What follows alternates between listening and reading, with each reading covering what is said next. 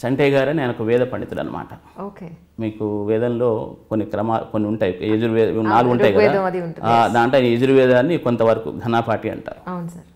మీకు విశ్వనాథ్ గారి సినిమాల్లో, గిరీష్ కర్నాడ్ సినిమాల్లో, తర్వాత కొన్ని ఇంకెవరు మన శ్యామ్ బెనిగల్ సినిమాస్లో వచ్చే ఒక ఆర్కిటైపల్ వేద పండితుడు ఆయన. అంటే మీరు ఊహించుకోవచ్చు.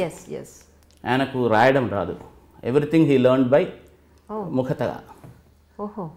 ఆయన ఏంటంటే ఒక బ్రాహ్మణుని యొక్క లక్షణాల కోసం ఏంటంటే ఒక యాయవారం చేయాలి. అంటే వాళ్ళకి అప్పుడు అంత అవసరం లేదు, బట్ యాయవారం అంటే భిక్ష. ఆయన భిక్ష కోసం వెళ్తూ ఒక 30 మంది శిష్యులను వెనక స్ట్రీట్స్లో చెప్పుతూ వెళ్ళేవాళ్ళు. అంటే మీకు ఎందుకు చెప్తున్నాను అంటే అసలు జస్ట్ యూ కెనాట్ ఇమాజిన్, వీధిలో ఆయన భిక్ష కోసం వెళ్తూ ఆయన వెనక ఒక 30 మంది విద్యార్థులు. అంటే మేము టీచర్స్ కావడానికి ఎందుకు రీజన్ ఒకసారి ఆలోచించినప్పుడు ఫ్యామిలీ అంతా టీచర్సే. అంటే తర్వాత పిల్లలందరూ ఇప్పుడు ఐటీ ఫీల్డ్లో ఉన్నారు, మొత్తం all IT field, they are doing great. But మేము మా బ్రదర్స్ కానీ అంతా మేము టీచర్స్ బేసిక్గా, మేము బ్రదర్స్ కానీ మా వదినలు కానీ అందరూ మేము అప్పుడు అనుకుంటాం మనం అందరం టీచర్స్ ఎందుకు పోయామంటే అక్కడి నుంచి అనుకుంటాను నేను. సో ఆయన అట్లా టీచింగ్ చేస్తూ వెళ్తుండేవాళ్ళు.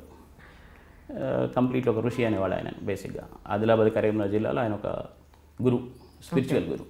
తర్వాత నాన్నగారు ఆయన ఇంగ్లీష్ చదవనీయలే మా తాతగారు, లేకపోతే ఆయన ఏదో గవర్నమెంట్ ఆఫీసర్ అయ్యాడు అప్పుడు. సో ఆయన శాస్త్రాలు అవి నేర్చుకున్నారు, పురోహితులు. ఊర్లో ఎవరికైనా సలహా అంటే ఆయన దగ్గర రావాల్సిందే.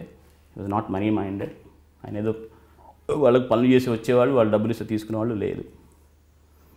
తర్వాత అమ్మ సరే చెప్పే కదా, మీగర్ రిసోర్సెస్ ఏం లేకున్నా కూడా కష్టపడి పిల్లలందరినీ పెంచింది. మీకు ధన్యవాదాలు, ఎందుకంటే వాళ్ళ గురించి మామూలుగా ఒక ఇంటర్వ్యూలో ఎప్పుడు మాట్లాడడం కుదరలేదు. సో ఈరోజు పిల్లలంతా బాగున్నారు అంటే తప్పకుండా వాళ్ళ గొప్పతనం అనుకుంటాను.